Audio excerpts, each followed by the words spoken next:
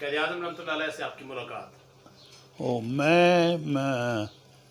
वो जिस वक्त ये जना साहब का प्रोग्राम बनया ना, गुजरात आ रहे ने, अच्छा अच्छा। जिमिंद्रा कॉलेज का ग्राउंड जोड़ा उत्थे उन्होंने होंगे तो लोग जलसा होएगा, तो असी उसले मैं स्कूल दे विच पढ़ रहे सां, साबोवाल स्कूल च पढ़ रहे सां। तो साबोवाल वाले स्कूल वाले हैडमास्टर ने कहा कि सारे बस्ते शस्ते सारे इकट्ठे इत्थे करो और सारे जड़े ने जाओ अज जलसा देखो। अच्छा। ਉਹਦੇ 'ਚ मैं भी चला गया। ਉਹ मैं ज़रा आम लोगों तो थोड़ा त्रिखा सां, ठीक हो गया। ਤੇ ਜਾ ਕੇ ਉਹ ਲੱਤਾਂ ਦੇ ਵਿੱਚ ਵੜਦਿਆਂ ਉਹ ਅੱਗੇ ਜਿਹੜੀ ਸਟੇਜ ਬਣੀ ਸੀ ਨਾ ਉੱਥੇ ਤੱਕ ਪਹੁੰਚ ਗਿਆ। ਤੇ ਮੈਂ ਉਂਝ ਖੜਾ ਹੁੰਦਾ ਸਾਂ ਤੇ ਮੇਰਾ ਉਹ ਨਹੀਂ ਦੇਖ ਸਕਦੇ, ਅੱਡੀਆਂ ਚੁੱਕ ਕੇ ਜਿਸ ਵਕਤ ਮੈਂ ਦੇਖਦਾ ਸਾਂ ਤੇ ਉਹਨਾਂ ਨੂੰ ਮੇਰੀਆਂ ਅੱਖਾਂ ਨਜ਼ਰ ਆਉਂਦੀਆਂ ਸਨ। ਤੇ ਜਨਾਬ ਸਾਹਿਬ ਦਰਮਿਆਨ 'ਚ ਖੜੇ ਦੇਖ ਰਹੇ ਸਨ ਕਿ ਇੱਥੇ ਉਹ ਫਿਰ ਚੱਲਦੇ ਉੱਥੇ ਆ ਗਏ। ਆ ਗਏ ਤੇ ਆਵਾਜ਼ ਦਿੰਦੇ ਨੇ ਬਈ ਕੌਣ ਹੈ ਥੱਲੇ, ਬਾਹਰ ਨਿਕਲੋ। ਮੈਂ ਉਹਨਾਂ ਨੂੰ ਕਿਹਾ ਕਿ ਮੈਂ ਥੱਕ ਜਾਣਾ ਤੇ ਥੱਲੇ ਟੁਰ ਜਾਣਾ। ਤੇ ਜਿਸ ਵੇਲੇ ਫਿਰ ਜਦੋਂ ਪੱਬਾਂ ਬਾਹਰ ਹੋ ਜਾਂਦੇ ਸੋ ਤੇ ਜਦੋਂ ਪੈਰ ਥੱਕ ਜਾਂਦੇ ਥੱਲੇ ਹੋ ਜਾਂਦਾ। ਤੇ ਮੈਂ ਕਿਹਾ ਸਾਨੂੰ ਪਤਾ ਲੱਗਾ ਸੀ ਕਿ ਇੱਕ ਬੰਦਾ ਆ ਰਿਹਾ ਜਿਹਨੇ ਪਾਕਿਸਤਾਨ ਬਣਾਉਣਾ ਹੈ, ਤੇ ਉਹਨੂੰ ਜਿਨਾਹ ਸਾਹਿਬ ਕੋਈ ਕਹਿੰਦੇ ਨੇ, ਕੋਈ ਮੁਹੰਮਦ ਅਲੀ ਕਹਿੰਦੇ ਨੇ, ਕੋਈ ਕਹਿੰਦੇ ਨੇ। ਤੇ ਉਹ ਪਤਾ ਲੱਗਾ ਕਿ ਉਹ ਆ ਰਿਹਾ। ਤੇ ਮੈਂ ਉਹਨੂੰ ਸ਼ੌਕ ਰੱਖਣਾ ਦੇਖਣੇ ਦਾ, ਤੇ ਉਹਨੂੰ ਦੇਖਣੇ ਵਾਸਤੇ ਮੈਂ ਆਇਆ ਸਾਂ। ਤੇ ਹੁਣ ਅਜੇ ਤੱਕ ਸਮਝ ਨਹੀਂ ਲੱਗੀ ਕਿ ਕੌਣ ਹੈ ਉਹ। ਸਮਝ ਨਹੀਂ ਲੱਗੀ ਇਹ ਕੌਣ ਹੈ। ਤੇ ਫਿਰ ਮੇਰੇ ਤੇ ਸਿਰ ਤੇ ਉੱਤੇ ਉਹਨਾਂ ਹੱਥ ਫੇਰਿਆ ਤੇ ਕਹਿੰਦੇ ਬੱਚੇ ਉਹ ਮੈਂ ਹੀ ਹਾਂ, ਹੁਣ ਤੂੰ ਹੁਣ ਥੱਕ ਗਿਆ ਤੇ ਤੂੰ ਇਸ ਤਰ੍ਹਾਂ ਕਰਕੇ ਬਹਿ ਜਾ। ਬਹਿ ਜਾ। ਤੇ ਮੈਂ ਕਿਹਾ ਜੀ ਨਹੀਂ ਠੀਕ ਹੈ, ਮੈਂ ਕਦੇ ਜਿੰਨਾ ਚਿਰ ਥੱਕ ਜਾਣਾ ਥੱਲੇ ਟੁਰ ਜਾਣਾ, ਜਿਸ ਨਹੀਂ ਥੱਕਦਾ ਮੈਂ ਪੱਬਾਂ ਪਾਰ ਹੋ ਕੇ ਤੁਹਾਨੂੰ ਦੇਖਦਾ ਰਹਿਣਾ। ਤੇ ਇਹ ਸਾਡੀ ਆਪਸ 'ਚ ਗੱਪਸ਼ਪ ਹੋਈ। ਮੇਰੇ ਸਿਰ 'ਤੇ ਬੜਾ ਪਿਆਰ ਕੀਤਾ ਉਹਨੇ। ਤੇ ਉਸ ਤੋਂ ਬਾਅਦ ਮੈਨੂੰ ਪਤਾ ਚੱਲਿਆ ਕਿ ਇਹ ਕਾਇਦ-ए-आज़म ਹੈ ਜਿਹਨੇ ਪਾਕਿਸਤਾਨ ਨੂੰ ਬਣਾਉਣਾ ਹੈ। ਸਹੀ। ਤਾਂ ਬਸ ਇਹ ਮੇਰੇ ਉਹਨਾਂ ਦੀ ਆਪਸ 'ਚ ਗੁਜਰਾਤ ਦੇ ਵਿੱਚ ਜ਼ਮੀਂਦਾਰ ਕਾਲਜ ਦੇ ਗਰਾਊਂਡ ਦੇ ਵਿੱਚ। बिस्मिल्लाहिर्रहमानिर्रहीम। अस्सलाम वालेकुम नाज़रीन, मैं हूं आपका मेज़बान मोहम्मद असलम। आप देख रहे हैं मेरा माजी मेरी ताकत यूट्यूब चैनल। नाज़रीन, आज 8 मई साल 2022 है और आज मेरे पास मेहमान हैं मेरे आप सब के लिए इंतहाई मोहतरम काबिल एहतराम जनाब ऑनरेरी लेफ्टिनेंट मोहम्मद हुसैन खोखर साहब। आइए इनसे बातचीत करते हैं। बड़ी दिलचस्प वीडियो है, आखिर तक देखिएगा। जनाब मोहम्मद हुसैन खोखर साहब माड़ी खोखरा ज़िला गुजरात पाकिस्तान में पैदा हुए, भरपूर ज़िंदगी गुजारी, बाबाए कमांडो हैं और एक किताब के मुसन्नफ़ हैं।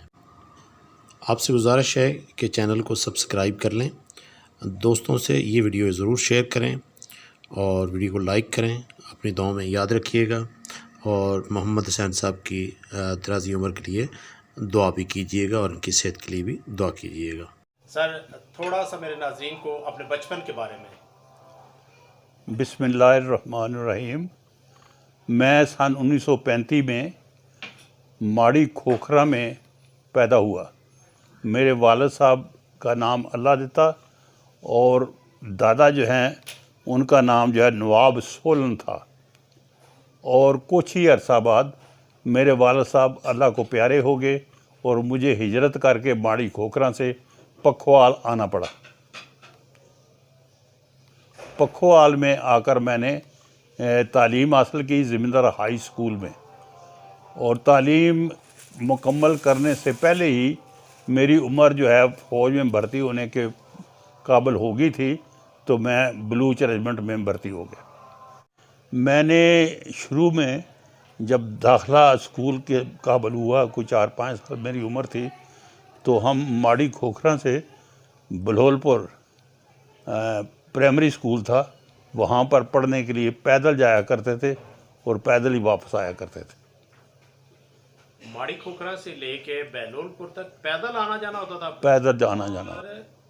ये जो आप बता रहे हैं ज़माना माड़ी खोखरा से बहलोलपुर तक पैदल जाने का, ये सालों में अगर देखा जाए तो किस साल की बात है या किन सालों की बात है, अगर कुछ याद हो तो? मेरा ख्याल है कि ये 1938-39 की बात है। 38 या 39 की बात है। तब ये हेड मराला बन चुका था? हेड मराला जो है ये बना हुआ था, अच्छा लेकिन ब्रिज जो है वो ये बाद में बना है। अच्छा अच्छा, हेड हेड बना हुआ था, ब्रिज नहीं था। ब्रिज नहीं था। और वीर होती थी, वीर खड़ी कर देते थे, सही। पानी रुक जाता था, वीर गिरा देते थे, पानी नीचे आ जाता था। अच्छा अच्छा अच्छा, यानी वो जमाना आपने देखा है? देखा नहीं हो, वहाँ पर काम भी किया है। अच्छा, हेड मराला पे काम भी किया? काम भी किया है। अच्छा, ये जो काम किया है ये किस किस्म का काम था? ये वहाँ जब ये पानी कम हो जाता था दरिया में, उस पानी को हमें रोकना पड़ता था नहर के लिए। अच्छा। नहर अपर चनाब जो नहर है उसको पानी देने के लिए वो वीर को बंद करना होता था। ठीक हो गया। तो वो जो फाटक लगे हुए थे उनको एक कश्ती थी, उस कश्ती के ऊपर बेलदार वो कश्ती को रूल करते थे और वो फाटक खड़ा हो जाता, उसके साथ चाबी लगी हुई थी, वो चाबी लगा देते थे वो फाटक। इस तरह सारे फाटक बंद कर देते थे हम लोग, तो पानी रुक जाता था, वो पानी फिर नहर के अंदर जाया करता था।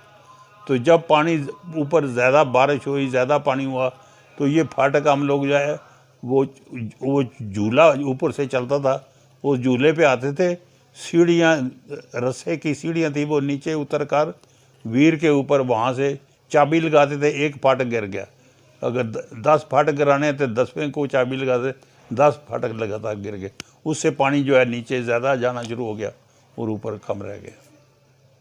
हाँ, उसमें वो छोटी कश्ती जो मछुआ उसको बोलते हैं, अच्छा, उसको दरिया से एक किनारे से दूसरे किनारे पे जाने के लिए वो जब फाटक उठाते थे तो उसके साथ तार होती थी, वो तार लेकर मैं वो जाता था, रास्ते में जाकर कुंडा डालकर मैं छोड़कर उसको अच्छा। ये पार चला। स्टूडेंट लाइफ में आप उस वक्त स्टूडेंट भी थे साथ? स्टूडेंट भी था साथ में, मुझे तनख्वाह भी मिलती थी उसकी। अच्छा, हाँ, उसके पैसे मिलते थे। ठीक हो गया। तो ये हर रोज का था या कभी कभार? ये जब पानी का मसला होता है, दरिया में पानी बढ़ जाए ज़्यादा तो फाटक गिराने होते थे, तो वो बेलदार गिरा देते थे, पानी ज़्यादा नीचे जाना शुरू हो। जब पानी ऊपर नहर को कम मिल रहा है तो फाटक उठाने होते हैं, तो ये बेलदार पानी फाटक उठाते थे और उसमें ये मछुआ जो है ना ये काम करता है। अच्छा, अब ये सारा ऑटोमेटिक होता है, तब इसका मतलब ये है कि हाथों से होता था? हाँ जी। तो सर, ये पखोवाल में आना और पखोवाल से ज़मींदारा स्कूल में, ये किस ज़माने की बात है? ये मैं पखोवाल में जब वाल साहब फौत हो गए, अच्छा तो हमारी खाला के अच्छा, बड़ी बहन, सबसे बड़ी मासी जिसको बोलते हैं, वो पखोवाल में ऑलरेडी शादीशुदा थी। अच्छा, उनका घर पखोवाल में था? पखोवाल में था। ठीक है। तो छोटी बहन जो है बेवा होगी। अच्छा, तो उसने अब 2 भाई थे, तो हमारी हिफाजत के लिए कोशिश की, इससे बात की हमारी वालदा से कि आप ऐसी लंबी ज़िंदगी कैसे गुजारेंगी, तो आप ऐसे करें, आप पखोवाल आ जाएं, ठीक है। और वहाँ पर मेरा एक देवर है, तो वो पुलिस में ड्यूटी करता है, तो उससे आपको आपका निकाह कर देते हैं, तो आप उनके साथ ज़िंदगी गुजारें और बच्चों को भी पालें। ठीक हो गया। ये थी असल वजह पखोवाल आने की। पखोवाल। और फिर कब से कब तक ज़मींदारा स्कूल में रहे आप स्टूडेंट? फिर मैं जब आया इधर, तो पहले हम वहाँ से पैदल आया करते थे साबोवाल स्कूल में, प्राइमरी स्कूल है साबोवाल। सही। जब वो प्राइमरी स्कूल पास कर लिया, फिर वहाँ से हम ज़मींदारा हाई स्कूल जो है उसका वहाँ पर जाकर पढ़ना शुरू कर दिया। ठीक हो गया। तो उस हाई स्कूल में हम पढ़ा, और पढ़ने के लिए जा रहे थे तो रास्ते में फ़ौज की भर्ती हो रही थी। अच्छा, तो मैंने छोटे भाई को बोला, यार आज टेस्ट ना दे, मैं भर्ती हो सकता हूँ। अच्छा, मजाक में? मजाक में, हाइट मेरी काफ़ी थी। तो वहाँ पर मैं जब खड़ा हुआ तो वहाँ जो अफसर था उसने मुझे जो है ना वो मार कर लिया कि ये बड़ा जवान अच्छा है, ये आर्टिलरी में बड़ा काम देगा। अच्छा। तोप खाने में। अच्छा। तो जब उसने मुझे तोप खाने के लिए कहा है आपको तोप खाने में भर्ती कर लेते हैं, तो मैंने इनकार ही कर दी। अच्छा, तोप खाने में ना जाना? मैंने बोला जी मैं तोप खाने में नहीं जाना चाहता हूँ। अच्छा। मैं कोटे जाना चाहता हूँ। अच्छा, कोयटा जाना? हाँ, उसने कहा कि उधर क्यों नहीं जाना, कोटे क्यों जाना चाहते हैं ये बताए। अच्छा। कोटा में तो ब्लोच सेंटर है। अच्छा। उसने कहा जी मेरे एक चाचा हैं, तो वो कोटा में पुलिस में हैं और वो कबड्डी खेलते हैं, बड़े दलेर आदमी हैं, तो तो वो विद फैमिली वहाँ पर रहते हैं। मैं इसलिए क्वेटा हाँ, तो मैं जाऊँगा तो उनको भी मिलूंगा, नाले ट्रेनिंग करूँगा, नाले उनको अगली अगली किसी गल का पता नहीं सी भी क्वेटा की है। कोटे की चीज़ उत्थे जाके फिर बलोच सेंटर दे विच मैं ट्रेनिंग की थी। अच्छा है कि सर आपने पाकिस्तान बनते देखा है, देखा। तो क्या देखा है आपने, जरा मेहरबानी फरमाएं। पाकिस्तान में मैंने जब पाकिस्तान बना तो उस वक़्त मैं अपने वालिद साहब के साथ हेड मराला में सरकारी क्वार्टर जो है वहाँ पर हम लोग रहते थे।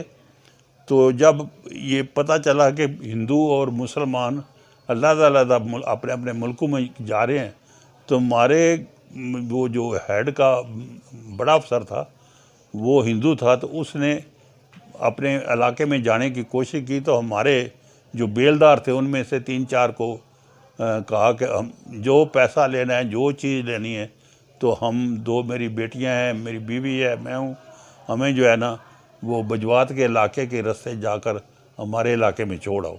तो ये इन्होंने उनसे पैसे भी ले लिए और वहाँ से इनको कश्ती में डाला और जाकर आगे बरेती आती है। बरेती कहते हैं जहाँ पानी नहीं होता है, पानी दाएं बाएं घूमता है, रेत होते हैं, रेत का टीला, वहाँ पर उसके ऊपर जाकर उन्होंने वो जो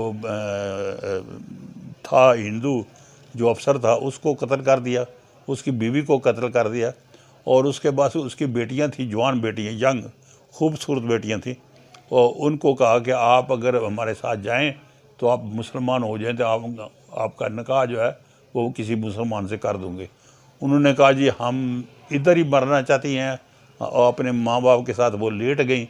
वो उन्होंने बड़ा ज़ोर लगाया कि हम यहाँ से हट जाएं तो इनको ज़िंदा ले जाएं, लेकिन वो नहीं हटी। फिर उनको भी वहीं कत्ल कर दिया और उसके बाद दरिया में फेंक दिया। ये वाकया जो है ये आपको याद है? जी हाँ, ये बिल्कुल अपनी आंखों से देखा हुआ ये वाकया है। सर आप 1954 में भर्ती हो गए फौज में, बजिद थे कि मुझे क्वेटा में जाना है, क्वेटा वाली फौज में भर्ती होना है, तो इसका मतलब ये है कि बलोच रेजिमेंट सेंटर उस वक्त क्वेटा में था? हाँ, उस वक्त बलोच रेजिमेंट सेंटर कोयटा में था और 8 पंजाब रेजिमेंट सेंटर कोटा में था, EME का सेंटर कोयटा में था। अच्छा, आपने ट्रेनिंग की क्वेटा में बलोच रेजिमेंट सेंटर में? जी, मैंने बलोच सेंटर में ट्रेनिंग की। उस वक्त के कुछ लोग जो आपको ट्रेनिंग करवा रहे थे याद हैं? मुझे याद है कि जिस वक्त मैंने ट्रेनिंग शुरू की तो हमारा सेंटर कमांडेंट जो बलूच सेंटर का कमांडेंट था उसका नाम था JH शूटर। JH शूटर अंग्रेज़ था। तो वो मेरी ट्रेनिंग कोई तकरीबन 5-6 महीने हुई होगी, तो ऑर्डर मिला कि जितने भी अंग्रेज़ लोग हैं वो यहाँ से जा रहे हैं और पाकिस्तानी अफसर जो हैं वो यहाँ आकर वो कमांड लेंगे।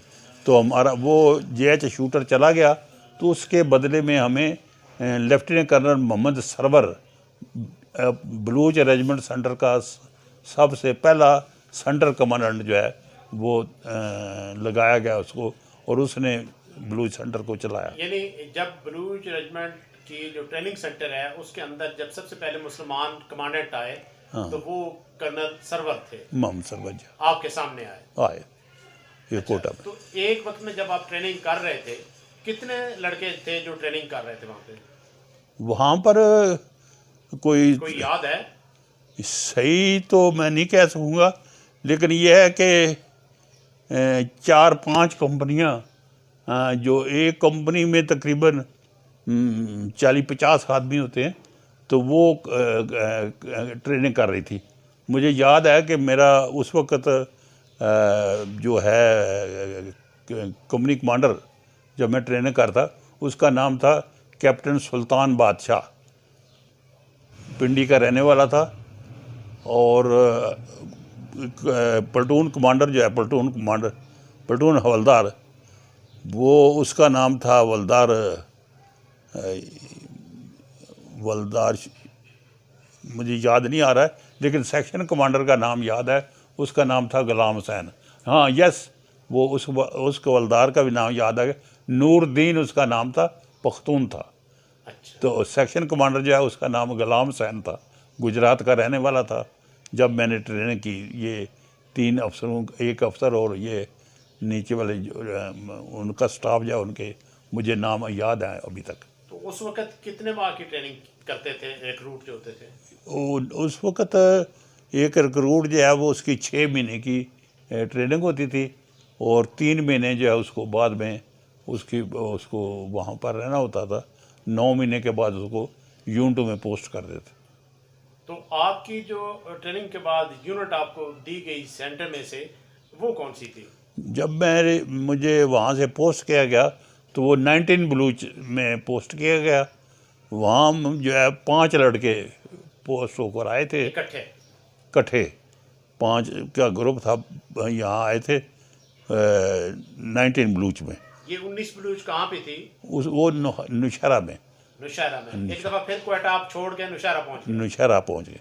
अच्छा, तो नौशहरा में कितना अर्सा रहे आप? तो नौशहरा में मेरे ख्याल मैंने कोई 10-15 दिन ही गुजारे होंगे। तो हमारे सीओ जितने भी हैं पूरी इन्फेंट्री के 3 सेंटर थे और उनके सारे उनकी मीटिंग हुई कि कोई गुरीला कहता था, कोई रेंजर यूनिट कहता था, कोई कमांडो कहता था, वो तैयार करनी है। तो उसमें से कोई इनकी मीटिंग हुई कि कौन सी यूनिट जो है वो ये गुरीला बनने के लिए तैयार है। तो जो GHQ में ट्रेनिंग हुई तो हमारे कर्नल ने, हमारे सीओ ने ये अपने आप को वॉलंटियर किया कि मेरी 19 बलूच जो है वो इस काम के लिए काम करेगी, मतलब वॉलंटियर होकर ये ट्रेनिंग करेगी। कमांडो की ट्रेनिंग के लिए आपके यूनिट के उस वक्त जो सीईओ थे उन्होंने विलिंग जो है वो साइन की या विलिंग हुए? तो उनका नाम क्या था? उनका नाम था लेफ्टिनेंट कर्नल मोहम्मद याद कसरानी। लेफ्टिनेंट कर्नल मोहम्मद याद कसरानी साहब थे जिन्होंने 19 बलूच को इन्फेंट्री से कमांडो में तब्दील करने के लिए हौसला रखा। सबसे पहला काम इसका था। अच्छा, तो यहाँ से आपका जो कमांडो का कैरियर है वो शुरू होता है? नहीं, यहाँ से नहीं वो शुरू होता है।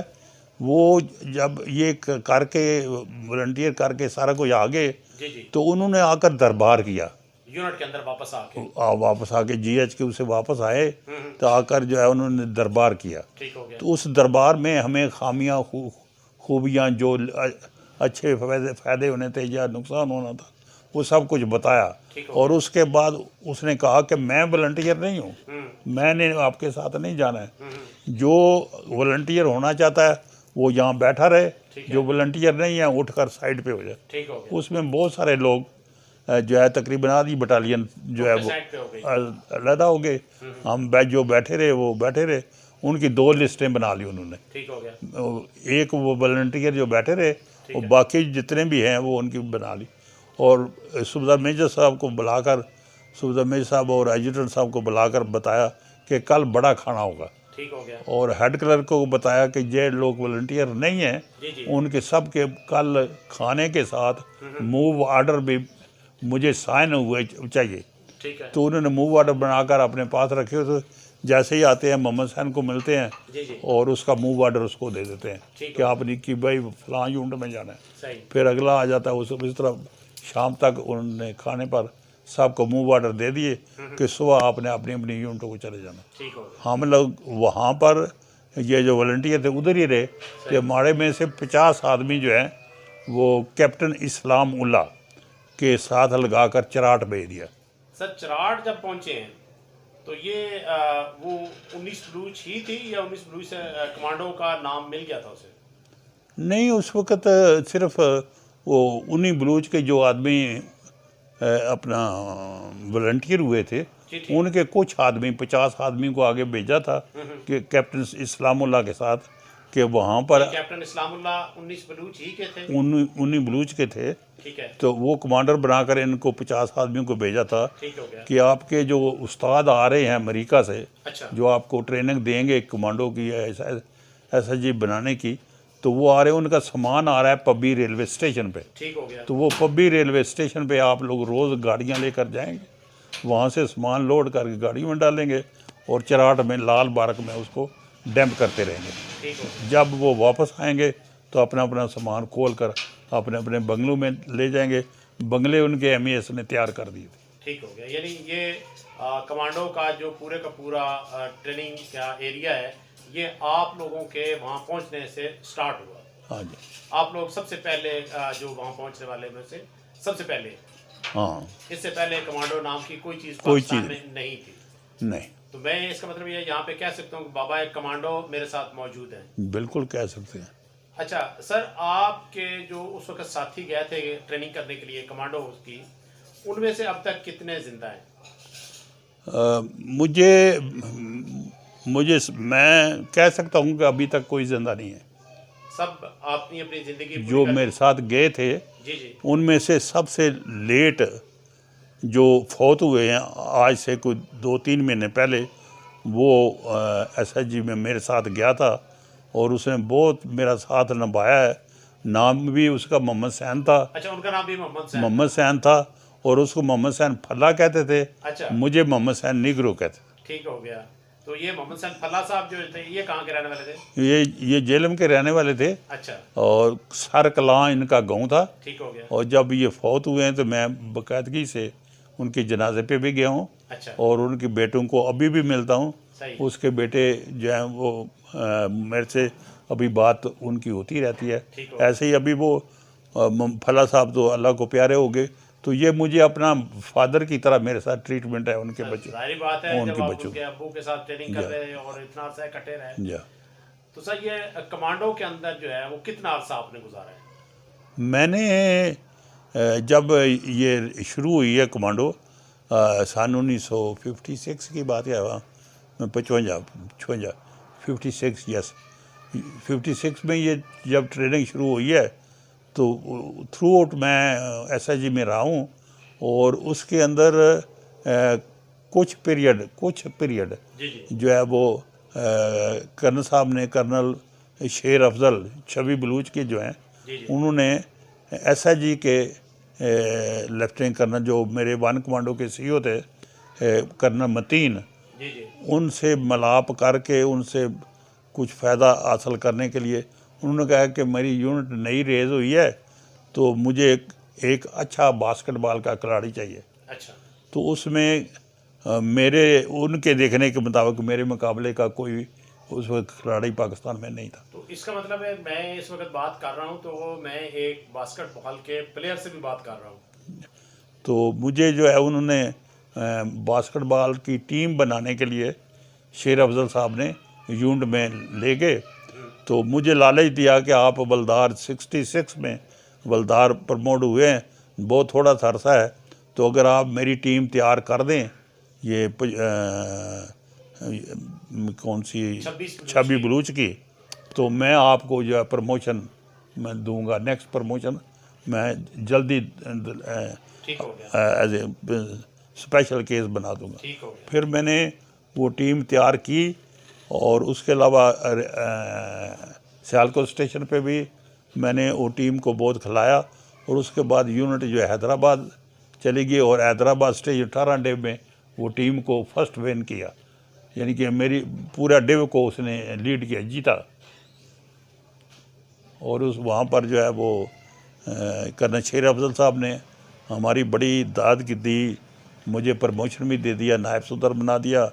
26 बलूच से वापस कमांडो में गए या नहीं, मैं उधर 26 बलूच में ही था तो GH के उसे लेटर आ गया 26 बलूच को इतनी ज़रूरत नहीं है जितनी कमांडो को ज़रूरत है, इसलिए इसको वापस करो। ठीक हो गया। तो फर्स्ट टाइम तो CO ने इनकारी की कि हमारे पास वो ठीक है और बड़ा अच्छा हमारी एक प्लाटून वो संभाली हुई है, अभी सारा कुछ उसके ज़िम्मेदारी में है। तो लेकिन GH का ताकत ज़्यादा थी, लेकिन दूसरा लेटर गया GH का हर हाल में उसको वापस करो, तो फिर जो मैं वापस। यानी मोहम्मद सैन साहब को 26 बलूच से लेने में GHQ मरकजी किरदार है। हाँ, तो 65 की जंग में आप कहाँ थे सर? 65 में 65 वार में मैं मेरा इलाका था, थोड़ा इलाका नहीं था, मेरा इलाका था अखनूर पुल से लेकर छम्ब जोड़िया से लेकर दरिया रावी का नज़दीक वाला जो बैंक है, इसके दरमियान जितना भी इलाका है वो सारा जो है वो मेरी कंपनी की जिम्मेदारी थी। यहाँ भी ज़रूर पड़े आप कमांडो में थे? हाँ, उस वक्त कमांडो में थे और मेरा कंपनी कमांडर था मेजर शमीम आलम। जो बाद में जनरल बने। हाँ, बाद में वो joint chief of staff committee के ये चेयरमैन शमीम आलम साहब जो हैं ये भी कमांडो थे? ये भी कमांडो थे। अच्छा, यानी 1965 में आपके कमांडर जो थे कमांडो में वो शमीम आलम साहब थे। शमीम आलम साहब।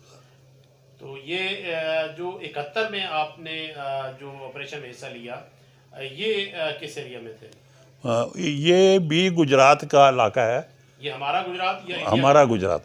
अच्छा, तो उसका इलाका है सगर बुजकर, एक गांव का नाम है। ठीक हो गया। वहाँ पर उनके हाई स्कूल में हमने हाई रोड बनाया हुआ था। ठीक है। तो वहाँ से हम जाते थे बॉर्डर के ऊपर। ठीक है। तो बॉर्डर को क्रॉस करके वहाँ पर अंदर जाकर ऑपरेशन कर, या बॉर्डर के साथ साथ जो हमारे वेपन लगे हुए थे, जवान जो वहाँ रहते उनकी मोटरें थी, ये 2 इंच 3 इंच मोटर जो होती है, वो मोटरें बहुत नुकसान करती थी। अच्छा। तो उनको ये कंपनी कमांडर साहब ने कहा कि आपके सिवा मेरे ख्याल में और किसी को भेजना मुनासिब नहीं है, तो आप ऐसे करें कि अपनी मर्ज़ी से 4-5 आदमी साथ ले लें और उन मोटरों को खामोश कराएं किसी तरीके।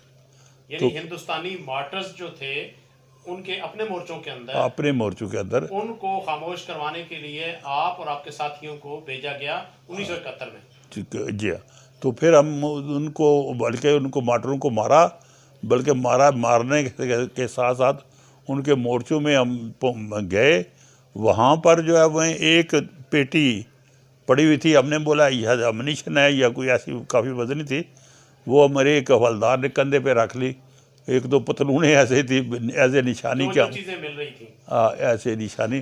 तो वो जब वापस आए तो अपने जहाँ आर्मी थी हमारी वहाँ सगर स्कूल में, सगर स्कूल नहीं, बॉर्डर पे ही। बॉर्डर पे जाकर हमें जीपे लेकर सगर स्कूल में आती थी। सही। तो वो वहाँ पर जब हमारे वो मेजर साहब हमें लेने के लिए गए, जीपे वहाँ पर पहुँची तो उन्होंने कहा कि ये है। हमने बोला ये खोला नहीं है, ये काफ़ी वजनी है। तो इस पता नहीं से क्या वो खोला तो उसके अंदर शराब था, उसका नाम था रम, RUM, रम। रम शराब था जो सरकारी तौर पे पूरा कंटेनर तो उठा के वो उठा 1971 में वो चश्मा जिससे आप और इंडिया के फौजी इकट्ठे पानी लेते थे, ये 71 वार में पानी का वो इलाका जो है वहाँ पर पानी महदूद है, बहुत कम पानी है उस इलाके में। तो लेकिन एक चश्मा ऐसा चश्मा है वो इंडिया की तरफ से आता है और पानी बहुत है उस जगह पे। वो थोड़ा सा पाकिस्तान की बॉर्डर में जैसे ही आता है तो वो ज़मीन के अंदर चला जाता है पानी। अच्छा। लेकिन जहाँ तक आता है वो वहाँ पर हम भी जा सकते हैं, वो भी जा सकते हैं। इस पर हमारी 1-2 दफ़ा फाइट हुई, उनके भी आदमी मारे गए, हमारे भी मारे गए। उसके बाद फायरबंदी होगी, वो फ्लैग मीटिंग हुई, उस पर हमने आपस में ये सलाह मशवरा करके कि भाई इतना टाइम आप इस्तेमाल करो पानी, इतना टाइम हम करते हैं। तो ये आपस में हमारा समझौता हो गया दोनों फौजों का, दोनों जो आर्मी वाले थे, इंडियन फौज का भी और पाकिस्तानी फौज का, इंडियन वाले भी पाकिस्तान में। तो फिर हम अपने अपने टाइम पे जाते थे और वहाँ से पानी भर के ले आते। उसके बाद फिर फायरिंग वहाँ पे नहीं हुई पानी की जगह? नहीं, फिर नहीं हुई। तो सर ये कमांडो से वापसी कब हुई? कमांडो से मैं कमांडो में जब था तो हमारे जंगी कैदी जो बांग्लादेश में ये सारे जंगी कैदी बन गए थे, वो जब वापस आने लगे, जब ये फैसला हो गया कि जंगी कैदी अपने अपने मुल्कों को वापस करो, तो हमारे जब आने लगे तो मैं उस वक्त ज़करिया कंपनी का सीनियर JCO था। कमांडो में ज़करिया कंपनी के मैं सीनियर JCO था। ठीक हो गया। और एक कंपनी और जो है उसकी ट्रेनिंग भी मेरे से मैं थी, वो भी मैं ट्रेनिंग करा रहा था। तो लेकिन असली मैं ज़करिया कंपनी का कंपनी कमांडर था, तो SJCO था। तो वहाँ पर जो है वो जब ये फैसला हो गया कि लोग आ रहे हैं वो जंगी कैदी जो हमारे, तो वहाँ पर जो है CO ने लोगों को, जो कंपनियाँ थी अटक किला में, उस वक्त मैं था अटक किला में, तो अटक किला में सबसे पूछा कि भाई आप लोग उस वक्त नायक हवलदार थे, अभी आप सूबेदार और सूबेदार मेजर बने हुए हैं, तो वो लांस नायक के नायक हैं, जिनके वो तो आपसे सीनियर हैं लेकिन अभी लांस नायक हैं। तो जो आप वहाँ कैद में थे, हाँ वो उनकी प्रमोशन वही थे, उनके ओहदे वही वही थे, जो पीछे यहाँ पे काम कर रहे थे, इनकी प्रमोशन हो चुकी है। प्रमोशन होती रही। तो ये ऊपर चले गए, सूबेदार मेजर बन। वो जब आए तो वो सिपाही लांस नायक हवलदार थे।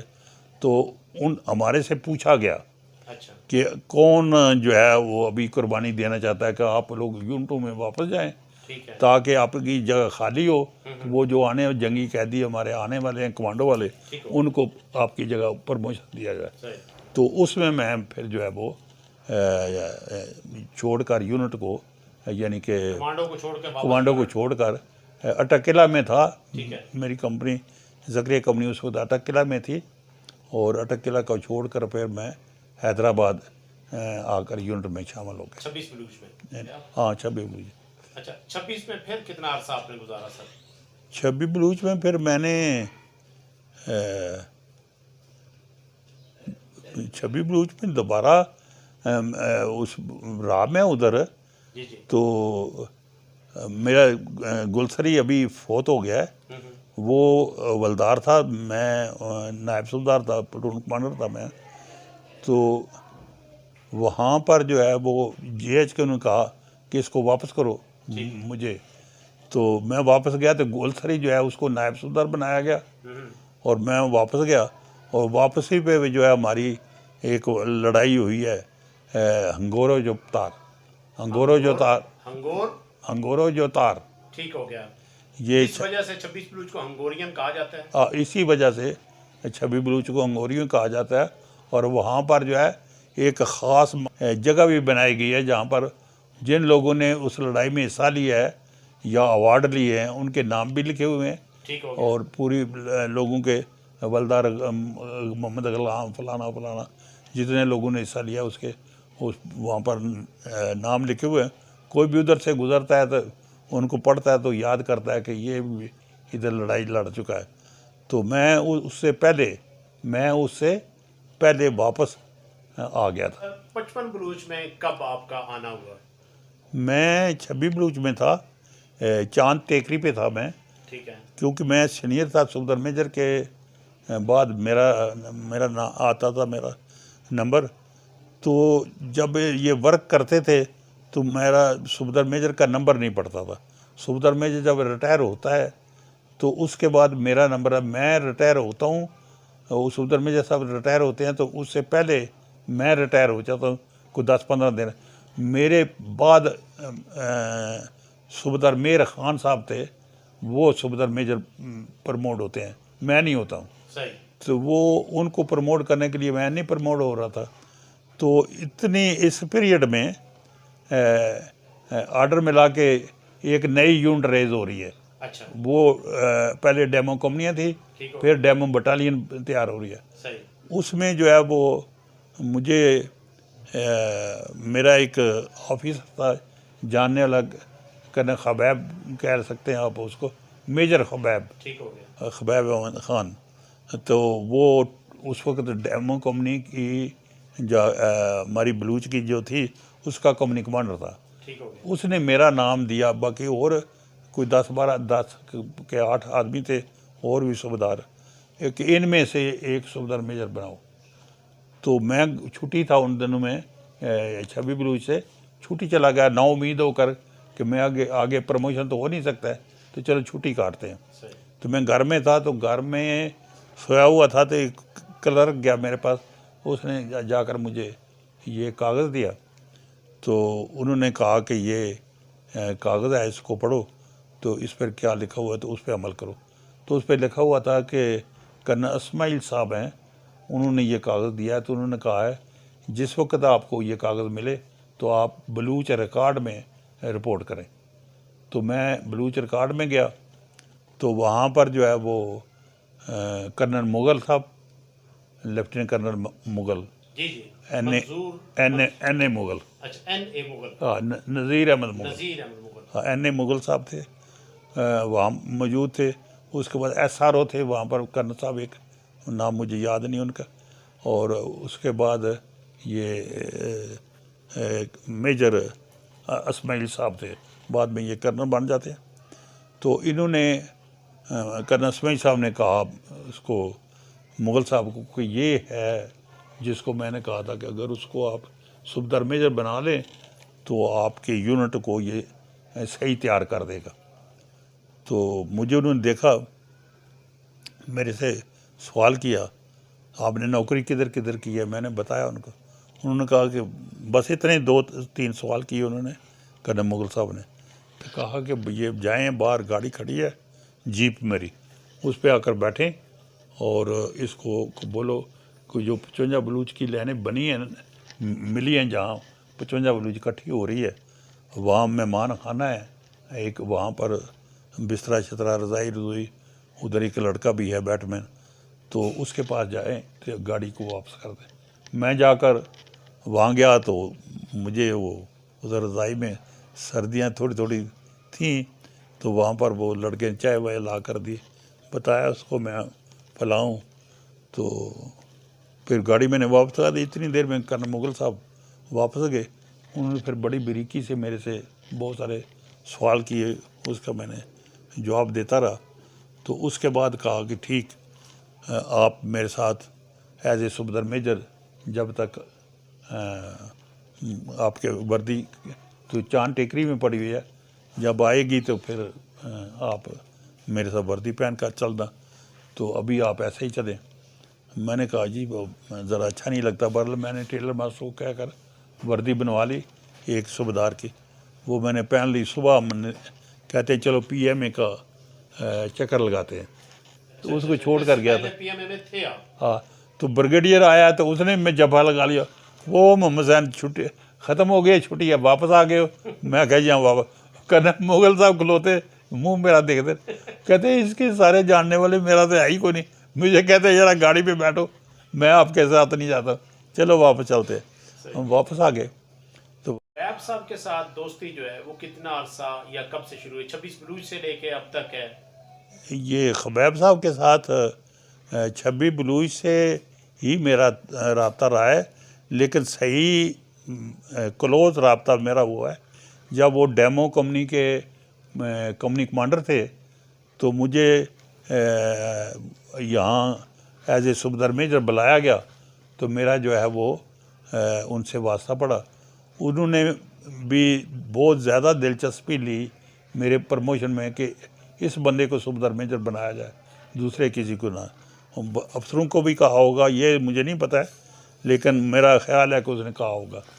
तो फिर जो है वो उनके साथ ये कुछ साल 2 साल जो है वो 2S ही रहे अपना 55 बलूच के। यानी कि यूनिट के पहले 2SC भी 2S ही खबैब साहब थे।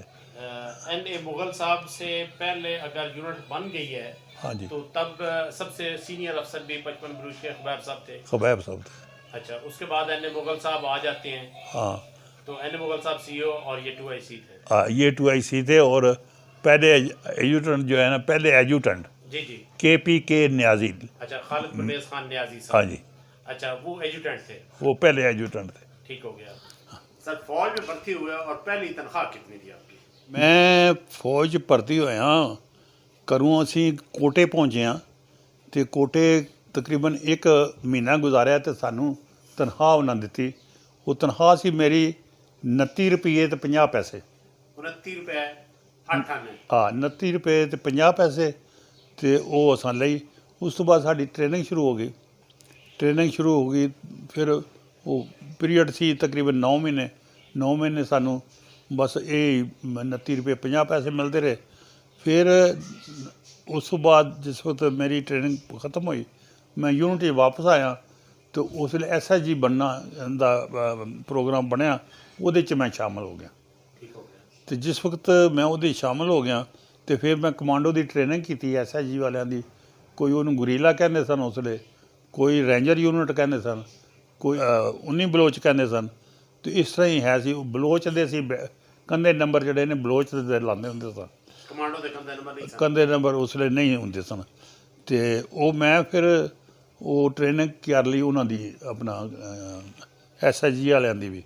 ਉਹ ਜਿਸੇ ਟ੍ਰੇਨਿੰਗ ਕਰ ਲਈ, ਉਹ 9 ਮਹੀਨੇ ਦੀ ਉਸ ਵੇਲੇ ਟ੍ਰੇਨਿੰਗ ਸੀ, ਉਹ ਟ੍ਰੇਨਿੰਗ ਕਰ ਲਈ, ਉਹਦੇ 'ਚੋਂ ਮੈਂ ਪਾਸ ਹੋ ਗਿਆ। ਅਤੇ 25 ਰੁਪਈਏ ਉਹਨਾਂ ਨੇ ਬਾਈ ਹੈਂਡ ਹਰ ਬੰਦੇ ਨੂੰ, ਜਿਨ੍ਹਾਂ ਨੇ ਜਿਹੜੇ ਪਾਸ ਹੋਏ ਉਹਨੂੰ 25 ਰੁਪਈਏ ਉਹਨਾਂ ਹੋਰ ਦੇ ਦਿੱਤੇ। 29 ਰੁਪਈਏ 50 ਪੈਸੇ ਉਹ ਸਨ ਅਤੇ 25 ਰੁਪਏ ਸਾਨੂੰ ਅਮਰੀਕਾ ਦੀ ਤਰਫੋਂ ਅਲਾउंस ਮਿਲਦਾ। आखिरी तनख्वाह जो है वो कितनी थी? ਮੈਂ ਜਿਸ ਵਕਤ ਰਿਟਾਇਰ ਹੋਇਆ ਉਸ ਵੇਲੇ ਮੇਰਾ ਰੈਂਕ ਆਰਡੀਨਰੀ ਲੈਫਟੀਨੈਂਟ ਸੀ ਅਤੇ ਮੇਰੀ ਉਸ ਵੇਲੇ ਤਨਖਾਹ ਸੀ 2000 ਅਤੇ 2000 ਨੇ 82-83 रुपये से 2082-83 रुपये। आप एक किताब के मुसन्नफ़ हैं, ये आपको ख्याल कैसे आया, कब आया कि आपको किताब जो है वो लिखनी चाहिए, जबकि आपके हम उम्र, आपके हम असर, आपके हम रैंक जो हैं उनमें से ये एक बिल्कुल मुनफरिद काम है। मैं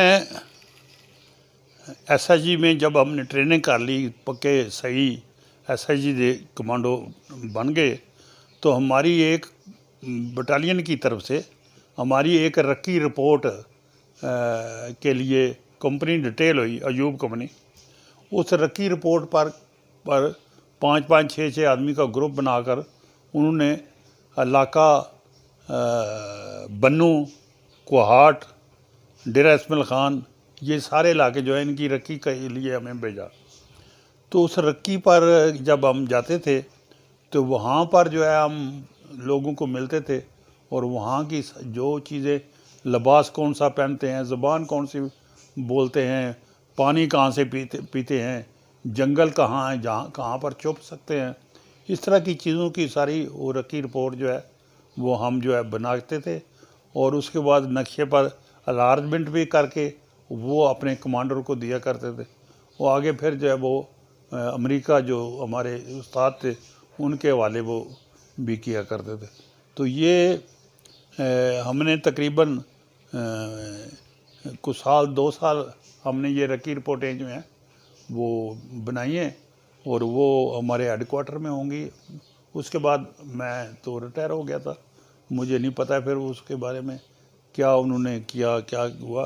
लेकिन बहरहाल ये है कि हमने हर चीज़, ये किताब लिखने का मुझे शौक़ पैदा हो गया था जब हम रक्की रिपोर्ट के लिए जाते थे तो रास्ते में मुख्तलिफ़ किस्म के हमारे साथ हादसात होते थे। मतलब एक रोज़ का 20-22 मील चल कर जाना, किसी जगह रात गुजारने भाई पाबंदों का डेरा है उसके साथ जाकर हमने डेरा लगा लेना, रोटी पकानी खानी, वो उससे बैठ जाना और उसका वो उनके हालात देखने। एक दिन का ज़िक्र है, ज़्यादा जब मुझे शौक़ हुआ कि ये किताब मैं लिखूं, तो हम जा रहे थे तो एक आगे नाला था, नाले से गुज़र कर हमने आगे जाना था तो लेफ़्ट की तरफ एक लड़की पानी भर रही थी अपने घर ले जाने के लिए। उसने हमें देखा तो हमने, क्योंकि कमांडो के पैक पहने हुए थे तो वो बिल्कुल एक निराली शक्ल का इंसान नज़र आ रहा था, तो वो हमारे से डर कर उसने बड़ा शोर शराबा कर दिया। तो उसके भाई, उनका वालद, बहुत सारे लोग राइफल लेकर आ गए। वो उन्होंने हमें घेरे में ले लिया और हमने उनको बताया भाई हम फ़ौजी आदमी हैं, तो यहाँ से गुज़र रहे थे पानी के पास से, तो आपकी लड़की ये पानी भर रही थी और हमारे से डर कर इसने शोर कर दिया और कोई ऐसी बात नहीं है। फिर उन्होंने हमारी बड़ी, उन लोगों ने, वो सैयद फैमिली से तल्लक था उन सब लोगों का, रात भी रखा, खाने शाने का बंदोबस्त भी किया और उधर जो हम लोग जो है रात को उनके पास ठहरे। तो हमारे में हम भी पढ़े लिखे तो थे ही। तो शाम जब इशा की नमाज का टाइम हुआ तो हमारे में एक लड़का था अनैत सैन पट्टी, अभी वो फौत हो गया, उसने अज़ान कह दी तो उनके पीर साहब भी उधर ही बैठे हुए थे हुजरे में। जब अज़ान कही तो घर के मालिक भी, वो सैयद के बेटे और 4-5 बड़े बड़े जवान थे सैयद, वो भी आ गए वहाँ पर। और जब आ गए तो कहने लगे भैया अपना जमात कराओ। तो पट्टी साहब कहने लगे जी पीर साहब आप जमात कराए, हम तो नहीं हैं इस काबल। उसने कहा कि फिर आपने अज़ान क्यों कही है? क्योंकि हमारा रवाज है जो अज़ान कहेगा वही जो है जमात कराएगा, तो आपको तो जमात करानी पड़ेगी। फिर वो पट्टी साहब ने आगे खड़े होकर जमात कराई और उन्होंने सही तरीके से जमात कराई, सबको दुआ मांगी और उसके बाद वो ये मरला जो है वो ख़त्म हो गया। और वो उनके पीर साहब भी बड़े खुश हुए, वो सैयद फैमिली के सारे लोग जो बहुत खुश हुए, बड़ी खिदमत की उन लोगों ने हमारी। तो ये हमारे साथ मुख्तलिफ इस तरह के हादसात आते रहते थे। फिर आगे एक जगह पे हम जाते हैं तो वहाँ पर जो है सड़क पे जा रहे थे तो उन्होंने हमें पराठे बना कर दिए हुए थे बड़े बड़े, वो सैयद फैमिली ने। तो वो ये दोपहर को खा लेना या शाम को खा लेना। तो देखा था आगे एक गोबर पड़ा हुआ है रास्ते में, वो ऐसा ताज़ा गोबर जैसे भैंस का गोबर, अब ये भी कोई जानवर जो है नहीं भैंस का सही पता चलता था ये भैंस अच्छा का गोबर है। वो मैंने कहा यार ऐसे पता चलता है जैसे भैंस का गोबर है, लेकिन इधर भैंस हो नहीं सकती है, इधर ज़्यादा बकरियां गाय और ये है। तो खैर इसे अंदाज़ा लगा कर हम फिर आगे चल पड़े। आगे जाकर शाम होने वाली होगी तो हम सारे जो है एक जगह बैठ के तो दो लड़कों को भेजा, तो तुम इधर चले जाओ लकड़ियाँ तोड़ कर लाओ यहाँ, दो को इधर को भेज दिया ताकि शाम की रोटी पकाएंगे उन लकड़ियों पर। तो लेफ़्ट की तरफ गए तो वहाँ पर एक भैंस खड़ी हुई थी, उसके पास दो आदमी थे खड़े हुए। जब वो हमारे आदमी वैसे वो देखने के लिए उन गए तो आदमी दोनों जो हैं वो वहाँ से भाग गए, भैंस रह गई। भैंस उधर ही रह गई। वो हमने अंदाज़ा किया कि वो डेरा गाजी खान से वो चोरी करके वो लाए हुए थे। भैंस लाए हुए थे। तो फिर हम वापस आ गए, हमारा तो काम अपना था, हमने अपने रात उधर गुजारी। दूसरे दिन पर अगले पड़ाव पे हमारा तो इस तरह का प्रोग्राम था रकी रिपोर्ट। तो इस रकी रिपोर्ट में मुझे शौक़ हुआ था कि यार इसके बारे में जो ये मैं करता रहा हूँ इसके बारे में कुछ लिखना चाहिए। ठीक हो गया। को उस पर जो है वो मैं काफ़ी तकरीबन 6 महीने, साल, 2 साल, 3 साल मैं उस पे जो है वो लिखा। वो मेरा नवासा था, उसको मैंने दिया कि यार इसको लिखो, अपना टाइप कर किया अगर उसने कुछ आधा उसने किया, वो फिर चला गया दूसरे मुल्क पढ़ने के लिए, तो वो अधूरी रह गई। आधी सी किताब लिखी हुई थी तो मेरा बड़ा बेटा आ गया, उसने देखा वो मेरे पास पड़ी हुई थी तो कहता अब्बा जी ये किसने लिखी है? मैंने बोला मैंने लिखी है। कहता तो इसको मुकम्मल क्यों नहीं करते? ये जो बाकी जो है उसको मुकम्मल करो। तो इसको प्रिंट कराते हैं, लोगों को देते हैं, लोग याद करेंगे, आपको भी याद करेंगे, हमें भी याद करेंगे। फिर मैंने वो पूरी मुकम्मल की, वो लिखी, फिर जो है वो उसको प्रिंट करा के लोगों में बहुत तकरीबन 1000 कापी हमने वो प्रिंट करा के उसका जब इफ्तिताह किया, उसका इफ्तिताह किया था अपने जनरल शमीम आलम साहब, joint chief of staff committee के चेयरमैन जो है, उन्होंने उस किताब का जो है इफ्तिताह किया है 1 अगस्त सन 2021 में वो किताब का वो मेरे पास मौजूद है। बाकी काफ़ी सारी किताबें जो लोग जिनको मैंने वो दावत पे बुलाया हुआ था, पाकिस्तान आर्मी के अफसर भी थे, SIG के ज़्यादा लोग थे, मेरी अपनी यूनिट के 26 बलूच के, उसके अलावा 55 बलूच के, उसके 55 बलूच के इस साथ तो बहुत थोड़ा सा है मेरे पास, लेकिन उनका ज़िक्र इस किताब में मौजूद है। तो वो मैंने किताब मुकम्मल कर ली, तो उसको प्रिंट करके फिर लोगों को क्योंकि फ्री दी, क्योंकि कुछ उसकी कीमत जो है वो जो है 650 रुपये है, इसलिए दुकानों में रखी। उसमें कोई मेरा ख़्याल है कोई 1000, 1200, 2000 की वो किताबें लोगों ने उठाई हैं। बाकी उधर पड़ी हुई हैं, कुछ मेरे पास भी कुछ पड़ी हुई हैं। तो इस तरह करके मैं वो किताब लिखी और उस पर शौक़ रखा। और फिर मैंने आम अफसरों ने वो जब देखी तो जो मेरे ख़ास साथी थे वो कहने लगे यार निगरो साहब आपने तो कमाल ही कर दिया, ये तो आज तक हमने नहीं देखा है कोई JCO पाकिस्तान आर्मी का या अफसर पाकिस्तान आर्मी का भी हम कह सकते हैं कि किताब लिखी हो, तो आपने तो ये पूरी ज़िंदगी का एक ख़ास काम किया है कि आपने बुक लिखी है अपने नाम पे, तो ये बड़ी खुशी की बात है। तो वो किताब मैं जो लोग आते हैं मेरे पास उनको वैसे फ्री में दे देता हूँ। वैसे 2 3 4 बुक स्टॉल हैं, सदर में है, इधर इलाहाबाद बाज़ार में है, उनको दिए ही हैं, वो उनसे भी लोग लेते रहते हैं। हुआ ये था कि हम SSG जो है मेरी कंपनी उस वक्त अटकेला में थी, बाकी चराट में थी, कोई बंगाल में भी एक कमांडो बटालियन थी, तो मेरी कमांडो बटालियन जो है वो अटकेला में थी, अयूब कंपनी। तो अयूब कंपनी को हुक्म मिला कि उनके कंपनी कमांडर मेजर शकूर जान साहब थे, उनको हुक्म मिला कि हमारा एक गांव है केल सेक्टर में, वो गांव जो है वो इंडिया वालों ने ले लिया, पूरा गांव ले लिया, और उसके साथ जो हमारी रेंजर वालों की वो नॉर्दर्न स्काउट वालों की एक प्लाटून थी वहाँ पर जो गार्ड करती थी, उनको भी वहाँ से भगा दिया। तो उसकी सरकोबी के लिए उसको वापस करने के लिए उस इलाके को हमें जो है वो डिटेल किया गया। तो फिर हम अटकेला से कंपनी अयूब कंपनी जो है वो चली।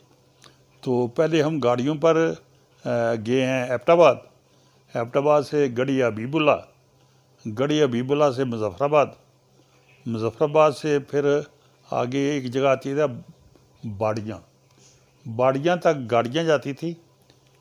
कुछ पीरियड रास्ता ऐसा आ जाता था वहाँ बड़ी गाड़ियाँ रुक जाती थी, छोटी गाड़ियाँ जीपों पर वहाँ पर पहुँचते थे। वहाँ से आगे सब सस्पेंशन ब्रिज थे जो नीचे लकड़ी के तख्ते लगे होते थे, साइड पे जो है वो रस्से होते थे, उसके ऊपर से हमने गुज़रना होता था। तो उसमें हम जो है फिर रात शाम को जब पहुँचे उधर अपनी तैयारी तूरी की और ऑर्डर मिला कि शाम को जो है इस पुल को जो है बाड़ियाँ वाला पुल जो है उसको पार करना है। और हमारे साथ कोई खच्चरों वाले भी 80 के लोग थे, तो हर बंदे के हिस्से में 2-2 खच्चरें उन्होंने हमारे वाले कर दी। एक पर हमारा अम्नीशन, खाना पाना ये वो सारा कुछ होता था, और एक पर खच्चर का घास भूसा और ये खाना पीना उसका खच्चर का होता था। तो वो हम जब उन सस्पेंशन पुल जो हैं उनके ऊपर से गुज़रते थे तो हम डरते थे, लेकिन वो भी खैर जानवर है वो डरता था, लेकिन उसकी इतनी टेक्निक और इतनी उसकी आदत थी या इतनी वो ट्रेन थी कि पुल के ऊपर से जब गुज़रती थी तो पेट उनका जो है वो फट्टों के साथ स्लिप करके पार चला जाता, स्लिप करके वो पंजे ऐसे काटती थी वो लकड़ी के अंदर कि बिल्कुल वो उनको पार चली जाती थी आराम से। तो वो हम जो है वो उधर गए, तो वो हमारे उधर पहुंचने में मुख्तलिफ़ जगह आती हैं। पहला मकाम है 8 मकाम, दूसरा है बाड़ियाँ, ये दूसरा गाँव है बाड़ियाँ, एक पहले गुजरा ये दूसरा बाड़ियाँ, आगे है दुदनियाल, दुदनियाल से आगे है अपना शारदा किला। यहाँ पर जो हैं वो लोग जाति लोग रहते हैं, 2-2 4-4 घर है, जैसे बड़े गरीब इलाका है, वहाँ पर कोई चीज़ खाने वाली नहीं मिलती है। उनको वो ज़मीन से जो चीज़ निकलती है वही खाते हैं, और सिर्फ उनको चाहिए एक नमक और एक माचिस, ये 2 चीज़ें वो उनको ख़रीदनी पड़ती हैं, या जो फौजी उधर से गुज़रते हैं उनसे मांग ले, वरना वो लांगड़ू एक घास है वो जब उसका बाहर का मौसम आता है तो लांगड़ू काट कर जो है वो दरख्तों के ऊपर बांध देते हैं। वो जब मौसम बर्फ़ें पड़ जाती हैं तो वहाँ से लांगड़ू उतार कर पानी में डालकर उस नमक लाकर तो वो लांगड़ू खाते हैं। और कोई चीज़, कोई बड़े उधर के जो अमीर आदमी हैं जिनकी थोड़ी बहुत ज़मीन है, वो उनकी मक्की होती है थोड़ी, वो 2-4 महीने के लिए 2 महीने के लिए मक्की का आटा, जंदर लगे हुए हैं। जंदर कहते हैं, एक चक्की है एक जो पानी से चलती है, उसको जंदर बोलते हैं। तो वो जंदर के अंदर वो आटा पीस के तो वो खाते हैं। तो इस तरह करते करते हमें जो है वो वहाँ पर पहुँचने के लिए कुछ 4 दिन लगे हैं। एक जब हम शाहकोट बेला पहुँचे, हमारे सामने से 380 है, मुझे याद नहीं आ रहा है कि 980 है, 380 पूरी बटालियन की खचरें और पूरी बटालियन वो मूव करके नीचे आ रही थी और हम उस पर पहुँचे। उनकी खचरें जो है क्रॉस कर रही थी तो हम उधर पहुँचे। तो हमारे कंपनी कमांडर साहब ने, शकूर जान साहब ने कहा उनको कि हम क्योंकि वार में जा रहे हैं, आप लोग पीस में आ रहे हैं, इसलिए हमें इजाज़त दो कि हम पार चले जाए, तो आप लोग जो हैं वो रुक जाए ज़रा। लेकिन उनके वो 2 लेफ्टिनेंट कर्नल थे, एक 80 का मालिक था, एक नासार बटालियन जो थी उसका CO था, वो नहीं माने। फिर GHQ तक बात हुई, फिर GHQ ने इजाज़त दी कि पहले SHG के बंदे जो हैं उनको पार जाने दो।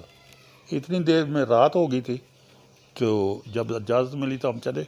हमारी प्लाटून आगे थी, उसका कमांडर था कैप्टन रफ़ीउद्दीन साहब। हम पार चले गए तो दूसरी दोनों जो प्लाटूनें थीं वो पार तो चली गई, लेकिन इतना अंधेरा हो गया कि आगे जा नहीं चल सकी। 2 खचरें जो हैं स्लिप करके पानी में भी चली गई, वो बह गई चली गई, कोई पता नहीं किधर गायब हो गई। हम जो है वो चलते रहे तो हम अपने केल सेक्टर में पहुंच गए। तो वहाँ पर आकर दब कर बैठ के, सर्दी बहुत ज़्यादा थी, बर्फ़ बहुत ज़्यादा हो गई थी। तो अपने कमरे में अपने कमरे में दबक कर बैठे हुए हैं। रफ़ीउद्दीन साहब नार्दन स्काउट वालों के पास गए, उनको सारा कुछ उन्होंने खाने पीने का वैसे बहुत आला किस्म का बंदोबस्त किया हुआ था नार्दन स्काउट वालों ने। तो वो वहाँ से आए वापस, तो आवाज़ देते हैं कोई है, तो कोई नहीं बोला। दूसरी दफ़ा बोला कोई है, वो मर गए हो सारे। मैं क्या जी मैं निगरो बोल रहे हैं, दसो की गल है, खैर तो है? कहते हैं यार खैर नहीं है, 2 प्लाटूनें पीछे बर्फ़ के नीचे पीछे दब गई हैं, तो उनके पास कोई खाने पीने के लिए ठंडा गर्म पानी कर कोई चीज़ नहीं है, तो वो तो सुबह तक बड़ा मुश्किल है उनका रह जाए। तो उनका खाना सारा हर चीज़ जो है वो नार्दन स्काउट वाले बंदे साथ होंगे 10-12, वो उठा लेंगे। आप सिर्फ गाइड करके उनको वहाँ तक पहुँचा लेंगे। मैं कहा जी बस ले जाऊँगा। तो फिर मैं उनको लेकर जाए वो वहाँ पहुँचा। तो वहाँ पर शकूर जान हमारा हवलदार था, सबसे सीनियर, सजावल उसका नाम था। सजावल को उसको जाकर बताया, उसने जाकर कंपनी कमांडर साहब को बताया। उन्होंने मुझे बुलाकर पहले तो डांट पलाई मुझे खूब दबा कर कि आप क्यों आए हैं, अगर आप स्लिप करके नीचे चले जाते, 2 खचरें चली गई, आप भी चले जाते, कौन जिम्मेदार था?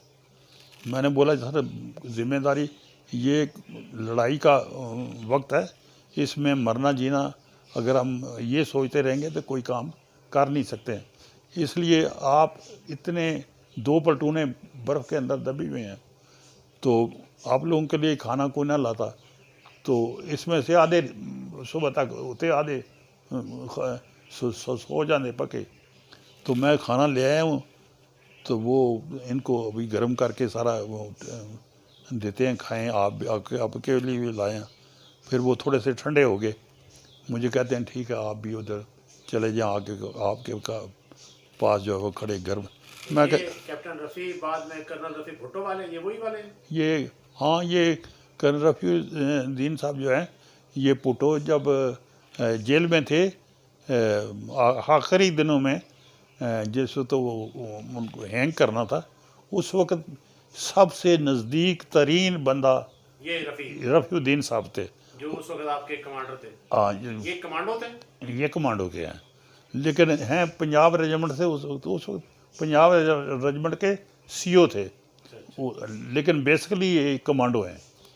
तो वहाँ पर जो है वो जब उसको हैंग करना था तो वो पहले ही उन्होंने भूख हड़ताल की थी, उनके अंदर ताकत ही कोई नहीं थी ना उठकर बैठने।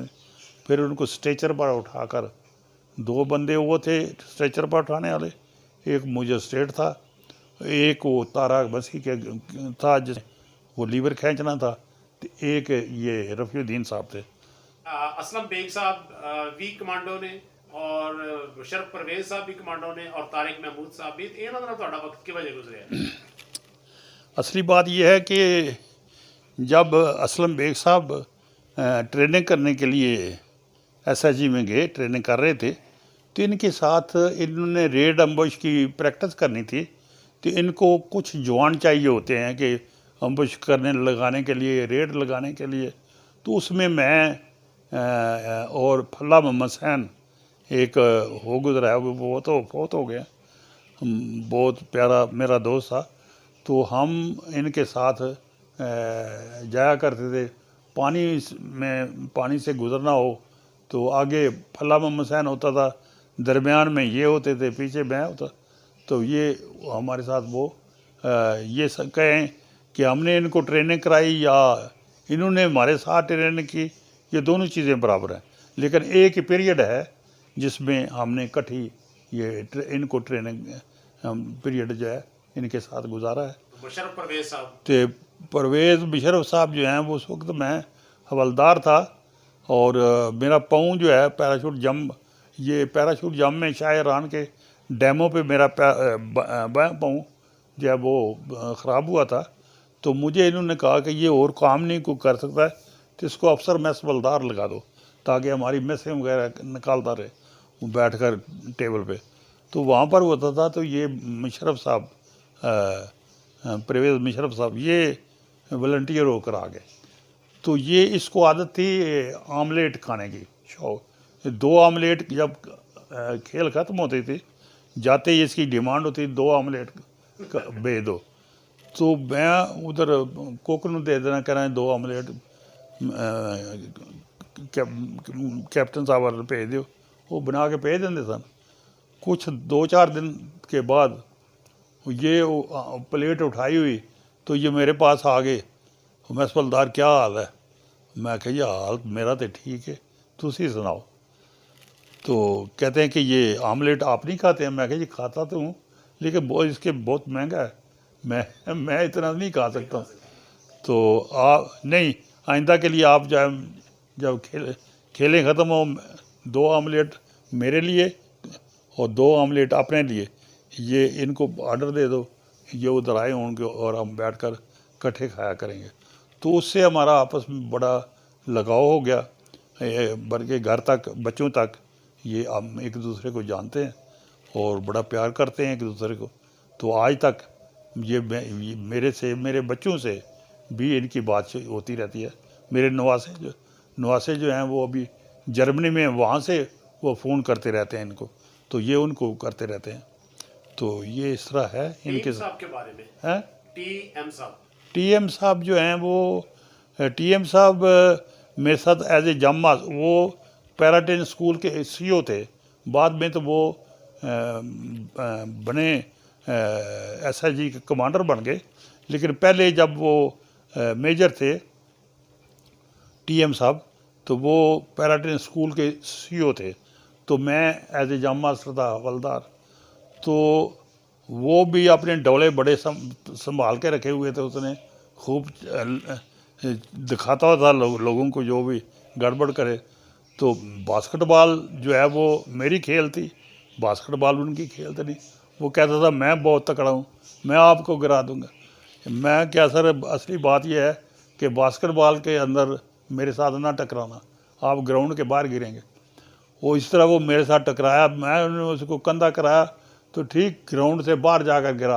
हाथ गोड्या ने तो मिट्टी चढ़ दिया, आया मारने के लिए मुझे, यानी कि ऐसे मूड बनाकर मारना, मतलब मूड बनाकर आया कि मैं अभी आपको मारता हूँ, लेकिन ऐसे मारता नहीं। दोस्त बहुत अच्छा दोस्त था, बहुत अच्छा दोस्त था, बहुत अच्छा दोस्त था। तो वो आप कहता है आपने मुझे बहुत बुरी तरह गिराया। मैंने बोला सर आपको मैंने पहले बता दिया था, आप उल्टा मेरे साथ ना उलझें और 2 खिलाड़ी उनके साथ जाएं, तो आप मेरे साथ ही पंगा लेते थे। इसलिए जो है वो ये अब मैंने ये आपको कहना कराया और आप जाकर गिरे।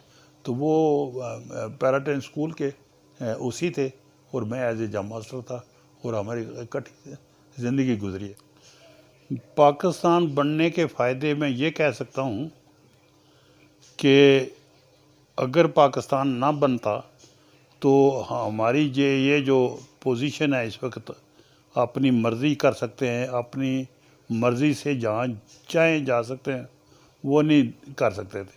सारा निज़ाम जो है वो बनिए के हाथ में था। सारे सब खाना पीना लेना दुकानें सब वो चलाते थे। हम उनके हर वक्त कर्ज में रहते थे, वो हमारे ऊपर उनका कर्जा चढ़ा रहता था। तो ये पाकिस्तान बनने से हम इन मूजी लोगों से, शैतान लोगों से हमारी जान बच गई है और अब हम अपनी मर्ज़ी से अपने घर बना लिए हैं। जिस वक्त ये पाकिस्तान नहीं बना हुआ था, और फ़ायदा सबसे बड़ा ये हुआ है कि मैं अभी याद करता हूँ तो मेरा गांव माड़ी खोखरा और दूसरा गांव पखोवाल जो है, इसमें सिर्फ एक सब इंस्पेक्टर पुलिस का अफसर था सैयद, उसके घर में 1 ईंट 2 ईंट लगी हुई थी पक्की, उसका घर पक्का बना हुआ था। बाकी सब मिट्टी के दीवारें खड़ी करके उसके ऊपर दरख्तों से डंडे काट कर वो इसके ऊपर डालकर मिट्टी डालकर काने डालकर ऊपर से औरतें लपाई करके उसके अंदर सोया करते थे। जब बल्कि ये कह लो कि 1-2 कमरे हुआ करते, एक भैंस भी अंदर बांधी हुई है और ख़ुद भी अंदर सोए हुए हैं। तो इस तरह का मुश्किल तरीन वो वक्त था। तो अभी ये पाकिस्तान बनने से हमें ये फ़ायदा हुआ है, कभी हमारे घर खूबसूरत घर बन लिए, हमारे लोग बाहर जाकर अच्छी रोटी कमानी शुरू की है, वो अभी अपने घरों को अच्छी रोटी दे रहे हैं और हमारे पाकिस्तान की शक्ल जो है वो बदली होगी। बहुत फ़ायदा हुआ है। अगर पाकिस्तान ना बनता तो हम जो है वो इस हालत में ना होते। तो पाकिस्तान बनने के बहुत फ़ायदे हुए हैं। पाकिस्तान के सब लोग जो है खुशहाल हैं, अपनी मर्ज़ी से जिस मुल्क में चाहे जाएं जा सकते हैं। पहले जो है इन हिंदुओं के दौर में हम इनकी मर्ज़ी के अलावा कहीं भी नहीं जा सकते थे, सीधी बात नहीं कर सकते। अगर कोई गुस्से से हमें ये मार सकते थे, जान से मार सकते थे, हम बोलने के काबिल नहीं थे। अभी ये हमें ऊंचा हमारे सामने बोले तो हम इनकी ज़ुबान काट लेते हैं। ये पाकिस्तान बनने के हमें फ़ायदे ये हुए। तो अभी बहुत ज़्यादा फ़र्क पड़ा है ये पाकिस्तान बनने के सब ये फ़ायदे हमारे लिए अच्छा हुआ है पाकिस्तान बनने।